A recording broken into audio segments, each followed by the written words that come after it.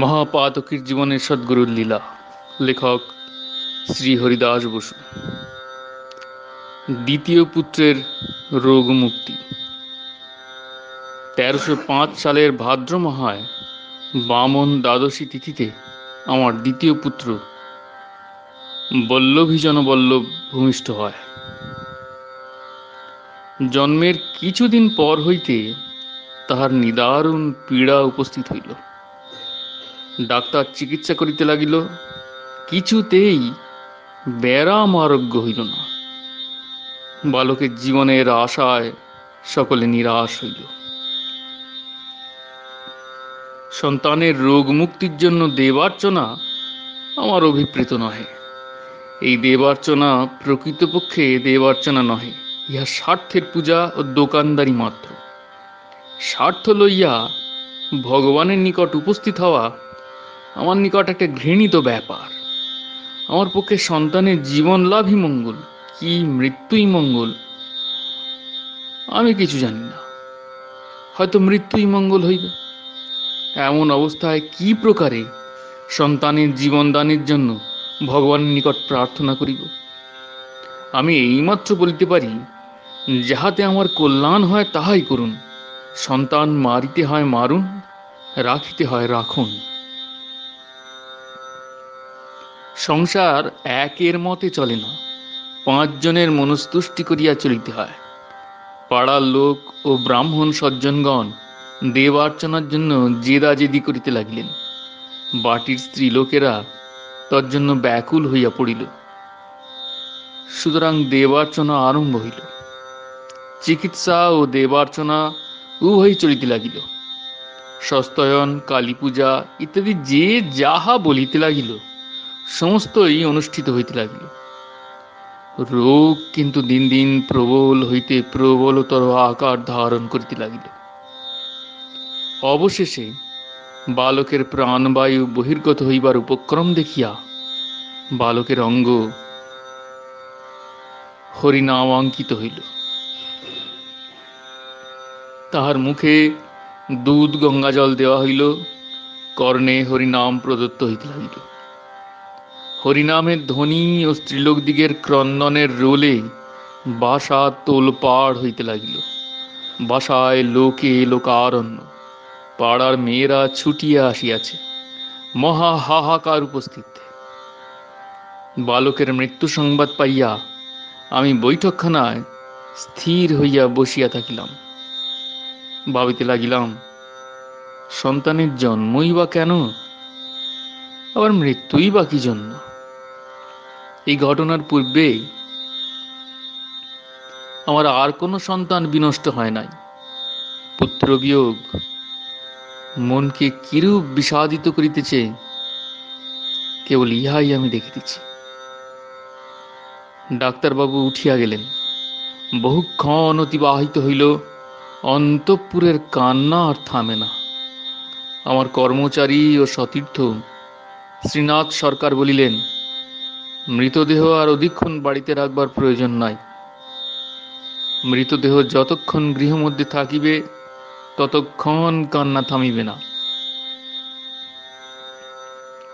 এমন সময় সেই বৈষ্ণব উকিল বাবু যশোদানন্দন সিংহ আপন বাসা হইতে আমার নিকট আসিয়া বলিলেন, বাটিতে মহা কান্নাকাটি। তুমি কাঁদিতেছ কিনা আমি তাই দেখিতে আসিলাম। যদি তোমাকে কাঁদিতে দেখিতাম, তাহা হইলে আমি তোমাকে তিরস্কার করিতাম। আমি বলিলাম, পুত্র বিয়োগে আমার কষ্ট হয় নাই, তবে ভগবান কেনই বা সন্তান দিলেন আর কেনই বা লইলেন, আমি কেবল ইহাই চিন্তা করিতেছি। তৎপর তাহার সঙ্গে সৎপ্রসঙ্গ হইতে লাগিল। বালককে সৎকার করিবার জন্য শ্রীনাথ সরকার কোমরে গামছা বাঁধিয়া কোদাল হস্তে ঠিক হইয়া আসিল। এই সময় মনে হইল, ছেলেটিকে একবার শেষ দেখা দেখে আসি। এই ভাবিয়া আমি সতীর্থ যুগল কৃষ্ণ সরকার সহ ছেলেটিকে দেখিবার জন্য অন্দরে চলিলাম। স্ত্রীলোকের ভিড়ে বাড়ির ভিতর প্রবেশ করা যায় না। ইহাদিগকে একটু সরাইয়া দিয়া দেখিলাম বালক মাতৃকোলে শয়ান রহিয়াছে। গঙ্গা মৃত্তিকা দ্বারা তাহার তিলক করিয়া দেওয়া হইয়াছে, সর্বাঙ্গ হরিনামাঙ্কিত। শিয়রে দুধ গঙ্গা জলের বাটি। দিদি কঙ্কালীর পূজা করাইয়া চরণামৃত ও পুষ্প আনিয়াছেন। সমস্তই বালকের পার্শ্বে রক্ষিত আছে।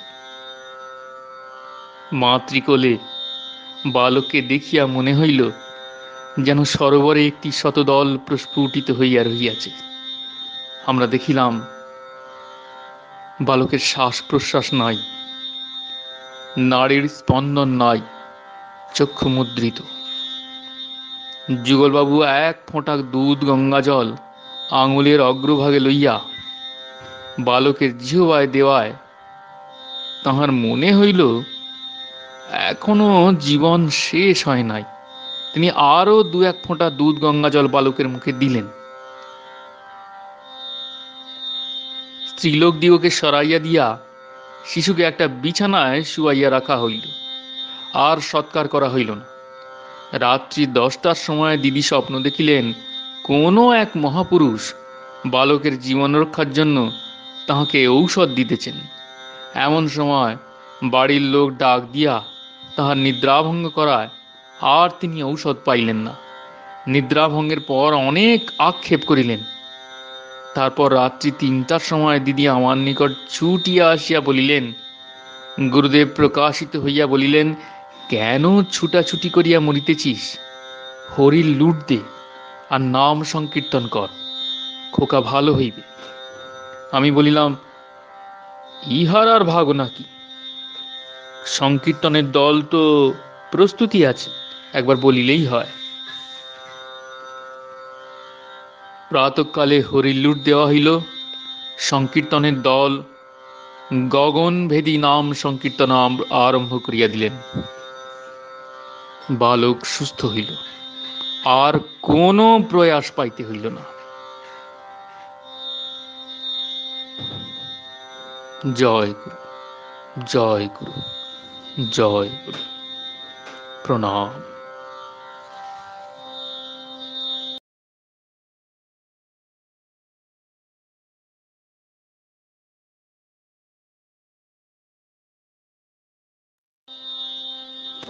মহাপাতকের জীবনে সদ্গুরুর লীলা।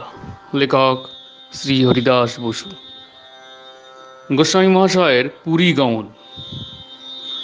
গোস্বামী মহাশয় নানা তীর্থ পরিভ্রমণ করিয়াছিলেন, কিন্তু জগন্নাথ দর্শনে এ পর্যন্ত পুরী গমন করেন নাই। এইবার তাহার পুরী গিয়া জগন্নাথ দর্শন করিবার ইচ্ছা অত্যন্ত বলবতী হইল। তিনি একেবারে অধৈর্য হইয়া পড়িলেন।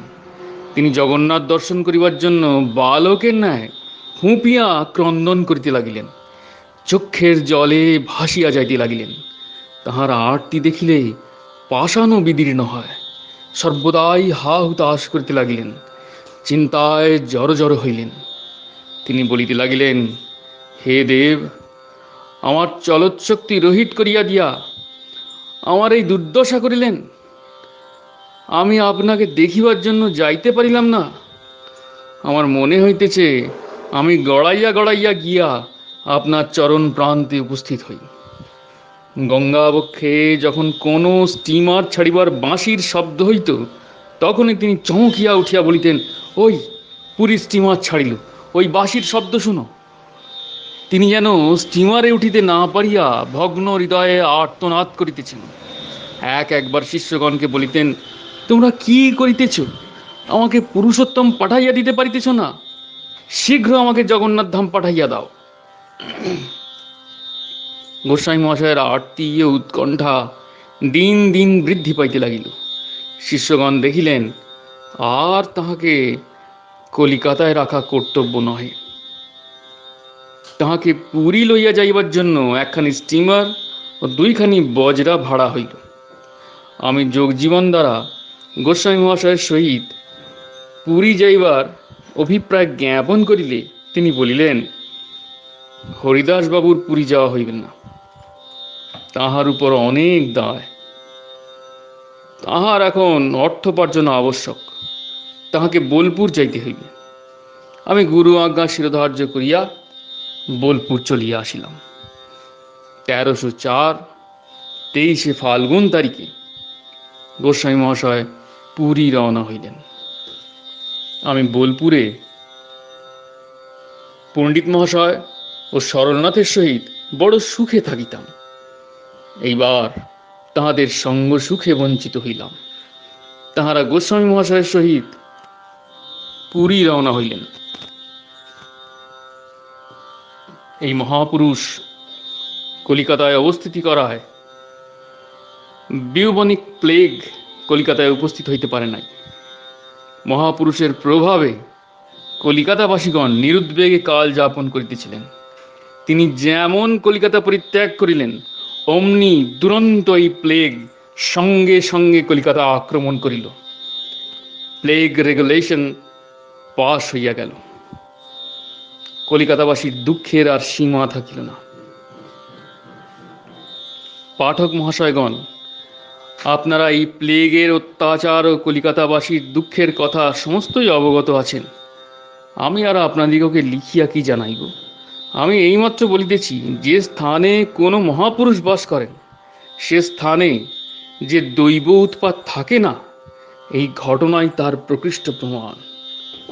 আমি গোস্বামী মহাশয়ের আদেশে কলিকাতা হইতে বোলপুর চলিয়া আসিলাম। কুলিন গ্রামের পুরস্ত্রীগণ গোস্বামী মহাশয়ের নিকট দীক্ষা গ্রহণ পূর্বক পাগলিনীর মতো হইয়া পড়িয়াছিলেন। তাহাদের সংসারে আর মন ছিল না। তাহারা গৃহকার্য করিতে পারিতেন না। নাম করিতে করিতে কেহ মূর্ছিত হইয়া পড়িতেন। কাহার কাহারও শরীরে দারুণ কম্প হইত। কাহার কাহারও দেহের অস্থিগ্রন্থি খসিয়া যাইত। স্ত্রীলোকগণ ইহাতে ভয় পাইয়া আমাকে বোলপুর হইতে তরায় কুলিনগ্রাম যাইবার জন্য পত্র লিখিলেন। আমি স্ত্রীলোকগণের পত্রানুসারে কুলিনগ্রাম যাওয়ায় তাহারা ভয় বিহবল চিত্তে আপনাদের এই সকল নূতন অবস্থার কথা আমাকে জ্ঞাপন করিলেন। তাহারা কোনো একটা পীড়ার আশঙ্কা করিয়াছিলেন। আমি তাহাদিগকে বলিলাম, তোমাদের মধ্যে সদ্গুরু শক্তি সঞ্চার করিয়াছেন, তোমরা মহাভাগ্যবতী। তোমাদের কৃষ্ণ ভক্তির উদয় হইয়াছে এবং অপূর্ব ভক্তির লক্ষণ সকল তোমাদের দেহে প্রকাশ পাইতেছে। এখন তোমাদের শরীর সদ্গুরুর মহাশক্তির তেজ সহ্য করিতে পারিতেছে না। ক্রমে সাধন একটু গাঢ় হইলে সব সহ্য হইয়া যাইবে। তোমরা ধৈর্য সহকারে নাম করিতে থাকো। কোনো অবস্থাতেই নাম পরিত্যাগ করিও না। কত লোকে কত কথা বলিবে, কাহারও কথা শুনিও না। ক্রমে দেখিবে জীবন মধুময় হইয়াছে। আমি কুলিন গ্রামের স্ত্রীলোকদিগকে আশ্বস্ত করিয়া ও পুরুষগণকে সাধনে উৎসাহিত করিয়া বোলপুর ফেরত আসিলাম। এখানে এখন পণ্ডিত মহাশয় নাই, সরলনাথ নাই। আমার প্রাণ বিষণ্ণ হইল। তাহাদের বিরহে অতি কষ্টে কাল যাপন করিতে লাগিলাম। জগন্নাথ দেবের পাণ্ডারা অতি নষ্ট প্রকৃতির লোক। এমন কাজ নাই যাহা তাহারা অর্থের জন্য করিতে না পারে। সিঙ্গারি পাণ্ডা ভুবন মিশ্রকে রাজা বলিয়াছিলেন, যদি কুলিন গ্রামের বসু বংশীয়রা দরিদ্রতা প্রযুক্ত পট্টডরি দিতে অসমর্থ হইয়া থাকে, রাজ সরকার হইতে তাহাদিগকে টাকা দিয়া পট্টডরি আনাইয়া দাও। এই ছিদ্র পাইয়া ভুবন পাণ্ডা আমার নিকট হইতে পট্টডরি লইয়া গিয়া রাজ সরকার হইতে আমাদের নাম করিয়া অনেক টাকা বাহির করিয়া লইত। 1305 সালের পট্টডরি অর্থের জন্য আটক করিয়া রাখিয়াছিল। গোস্বামী মহাশয় এই কথা আমাকে জ্ঞাপন করায় আমি রাজ স্টেটের তৎকালীন ম্যানেজার প্রাইস সাহেবকে পত্র লিখলাম। প্রাইস সাহেব আমার এই পত্র পাইবা মাত্র ভুবন পাণ্ডাকে গ্রেপ্তার করিয়া আনিয়া তাহার নিকট হইতে সমুদয় টাকা আদায় করিয়া লইলেন এবং তাহাকে ফৌজদারি সোপর্দ করিতে কৃত সংকল্প হইলেন। ভুবন পাণ্ডা এই বিপদে পড়িয়া আমার নিকট লোক পাঠাইয়া আমার শরণাপন্ন হইল। জগন্নাথ দেবের পাণ্ডাকে কয়েদ দিয়া আর কি হইবে, এই ভাবিয়া প্রাইস সাহেবকে অনুরোধ করিয়া পাণ্ডাকে ফৌজদারি দায় হইতে মুক্ত করিলাম।